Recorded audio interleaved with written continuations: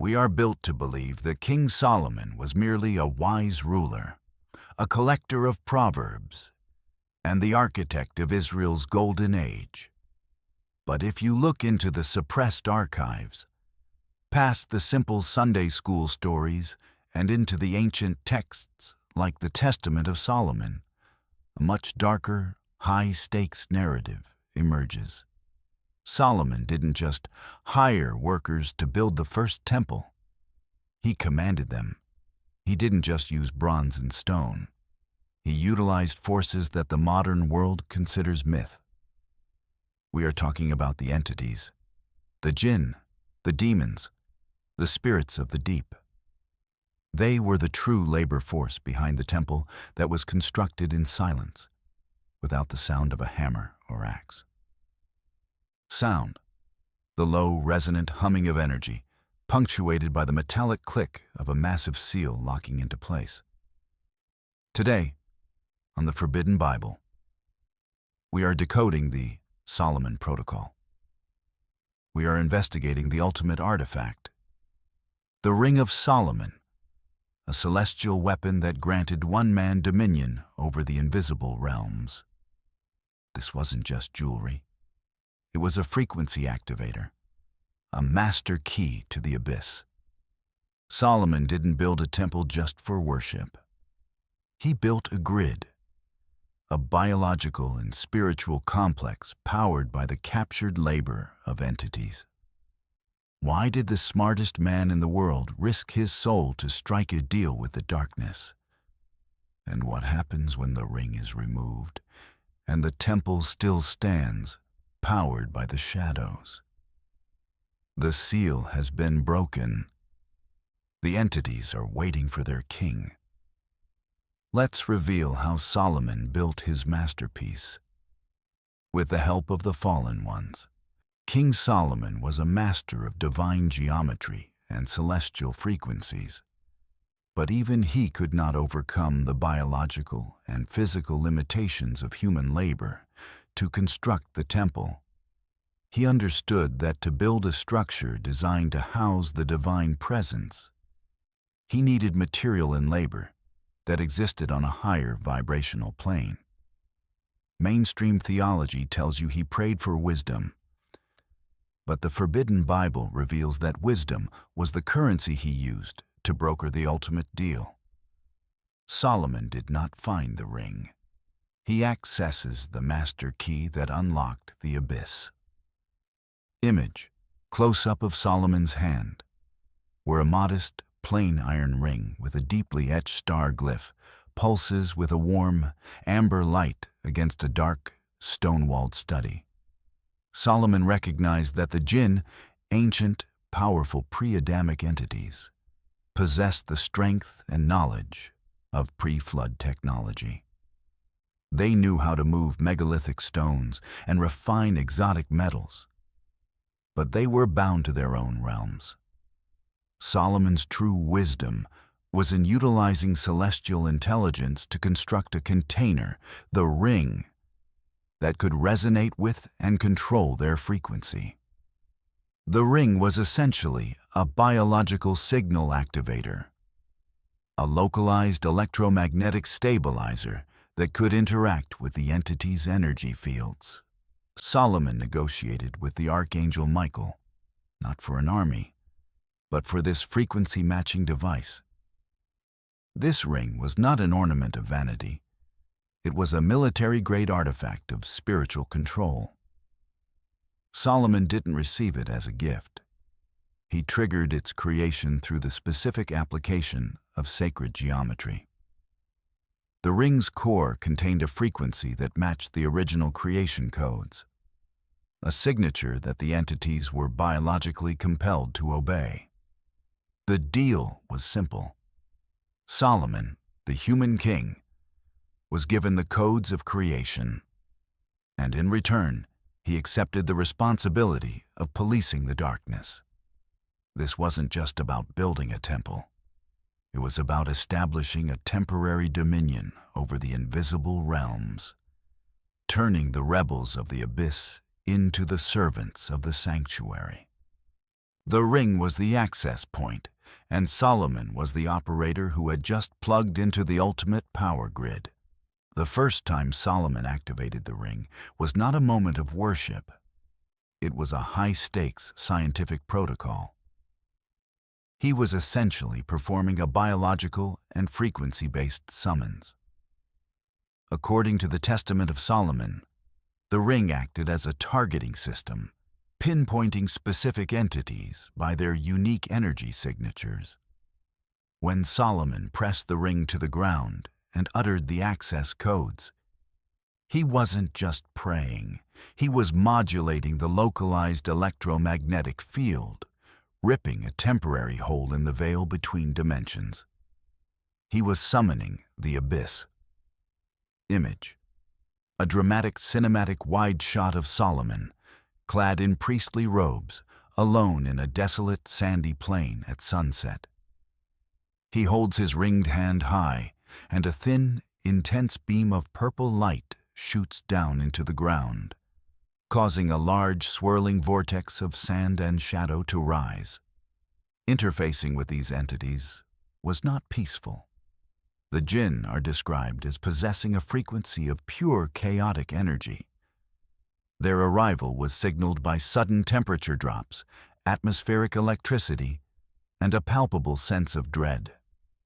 Solomon, protected by the ring's containment field, had to negotiate with beings that considered humanity an infestation. The entities were categorized by their biological function. Some were masters of fire, others of water, earth, and wind. The Forbidden Bible explains that Solomon used the ring to assign a specific vibrational contract to each entity. He didn't dominate them with brutality. He dominated them with mathematics. The ring provided a visual and auditory map of the entity's internal code. Solomon, the divine architect, could see their weaknesses. He knew that specific sacred geometric patterns would cause them pain, while others would stabilize their energy. This allowed him to assign them labor without killing them, effectively creating a controlled environment where chaotic energy was focused into constructive work. Summoning the Djinn was not an act of worship. It was the activation of a non-human labor force. The moment when the entities of the abyss realized they had found their master, not a saint, but a hyper-intelligent commander wielding the keys to their own prison. The construction of Solomon's temple is defined by one of the greatest technical mysteries in the Bible. There was neither hammer nor axe, nor any tool of iron heard in the house while it was building.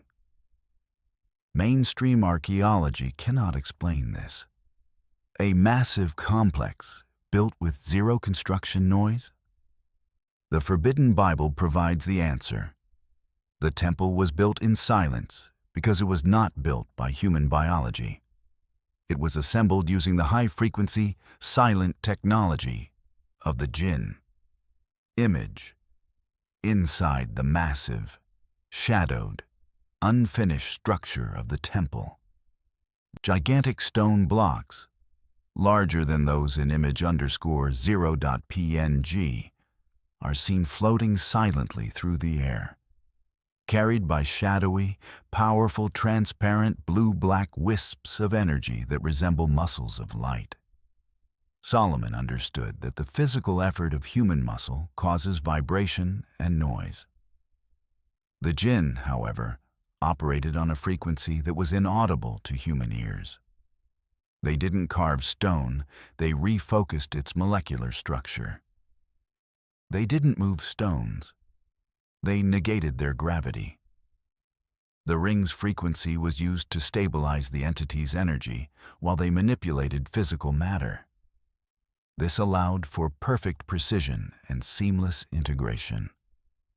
The joints between the stones were so tight, they looked as if they had grown together, because the entities were essentially using a high-density energy field to fuse the material. The Testament of Solomon details how the entities moved colossal stones from impossible distances, including cedars from Lebanon, which were too large for conventional transport. The Raphaim, the ancient spirits of the giant kings, were used to provide the brute force necessary for lifting, while the elemental Djinn of fire and water were utilized to refine the gold and bronze. Solomon wasn't just a builder, he was a conductor of non-human frequencies. He was transforming the chaotic power of the abyss into the sacred structure of the sanctuary. The silence of the temple was the acoustic signature of the invisible realms working in perfect harmony, directed by the frequency of the ring. The building was not built by human hands. It was assembled by the shadow frequencies of the Djinn, creating a monument to the divine that was forged in the silence of the celestial control grid. Perhaps the most forbidden secret of Solomon's construction is the tool known as the Shamir. Modern translations call it a worm. But the forbidden Bible and the Talmud describe it as an exotic, high-energy artifact that could split the hardest stone simply by being placed upon it. Solomon, the divine operator, utilized the ring not to control the Shamir, but to direct the intelligence that knew how to activate it.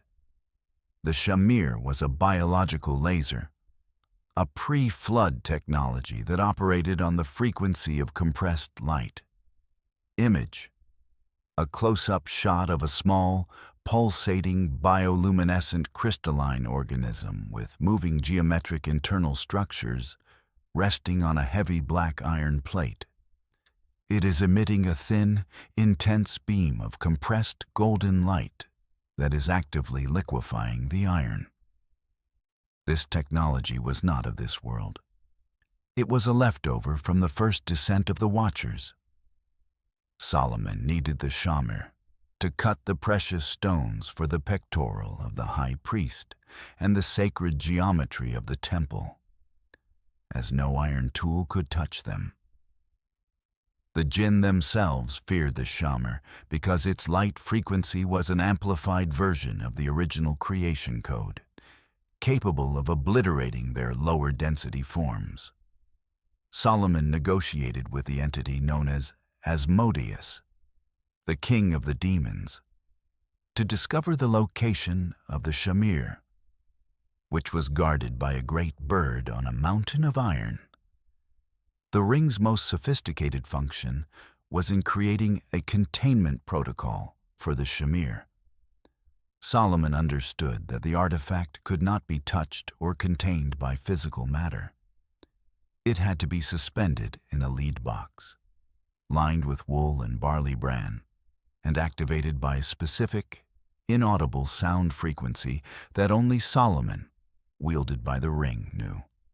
This made Solomon not just an architect, but a practitioner of exotic physics. He was manipulating pre-Adamic biological technology, directing a laser that didn't just cut matter, but reorganized its atomic structure. The Shamir protocol proves that the temple was not built with primitive tools, but with the forbidden light of a bygone era, harnessed by the frequency of the celestial master key. Solomon's most notorious achievement was not just the labor of the temple, but the systematic categorization and containment of the 72 high-ranking spirits of the abyss. In the Forbidden Bible, this is known as the Getia Protocol. These were not mere ghosts or shadows. They were the principalities, the ancient, high-intelligence architects of the first descent. Solomon, using the frequency of the ring, achieved what no human general had ever attempted.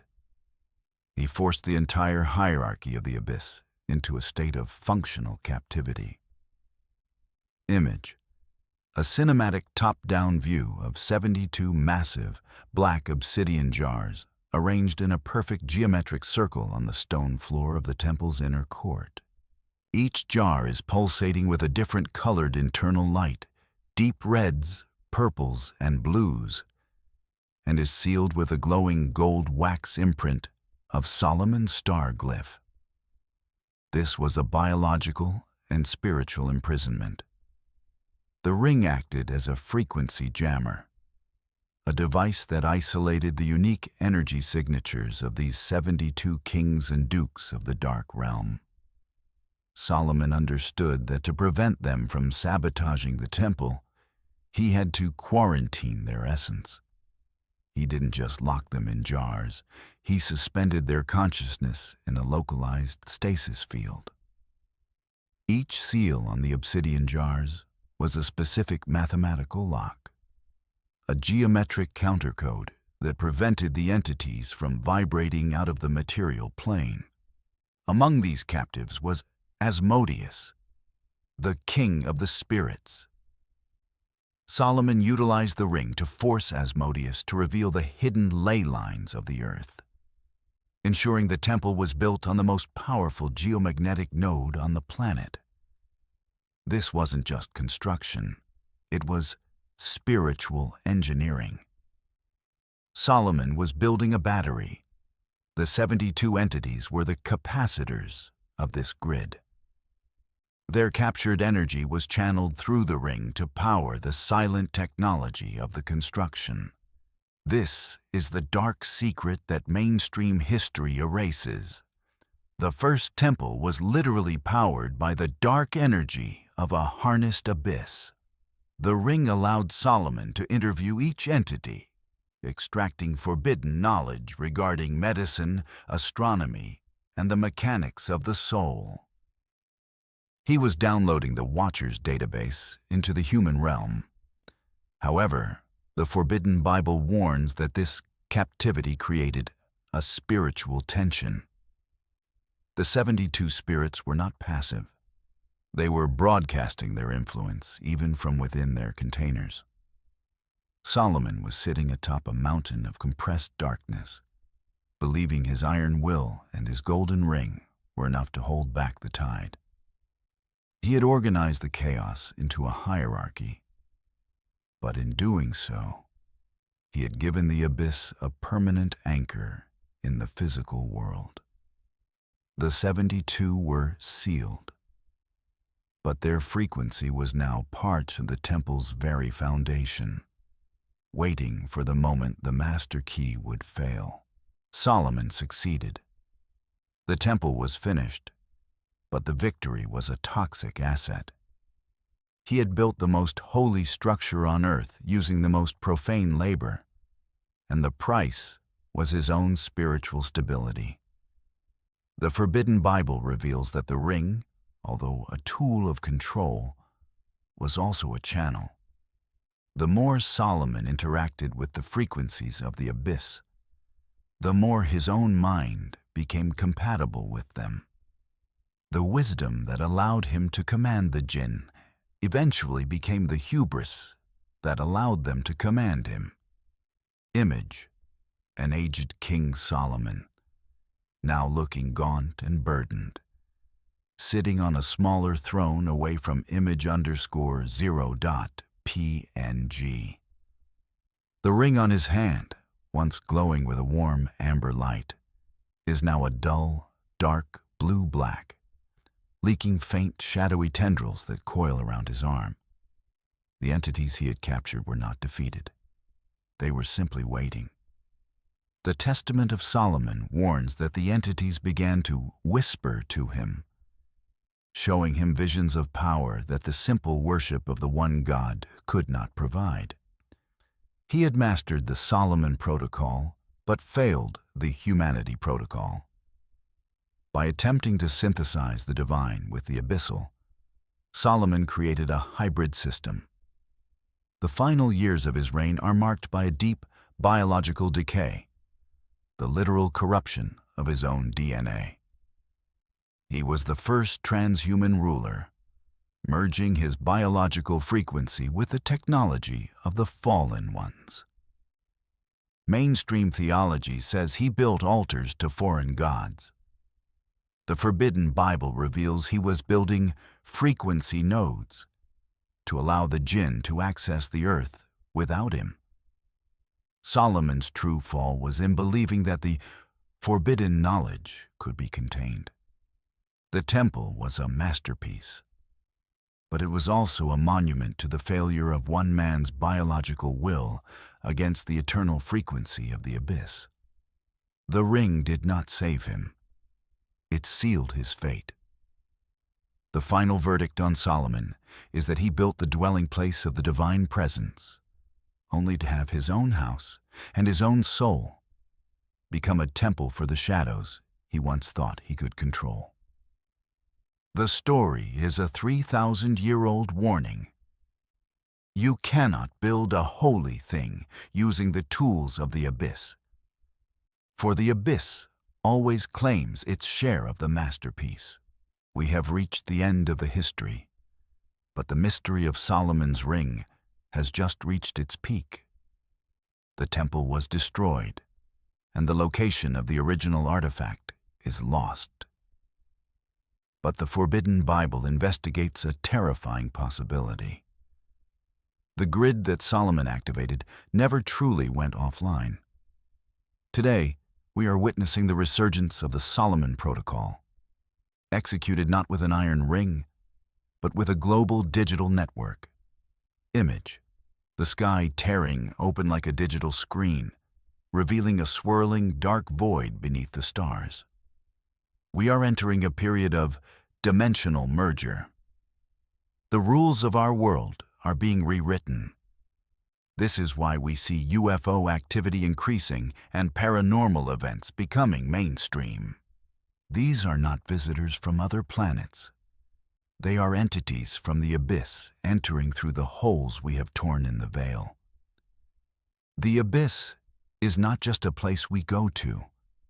It is a place that is coming here. The technology we are currently developing, especially in the realm of quantum computing and D-wave processors, is specifically designed to operate in the overlap between dimensions. These machines thrive in the environment of the abyss. By basing our entire civilization on this technology, we are anchoring our world to the lower realms. We are dragging our dimension into the gravity well of the pit.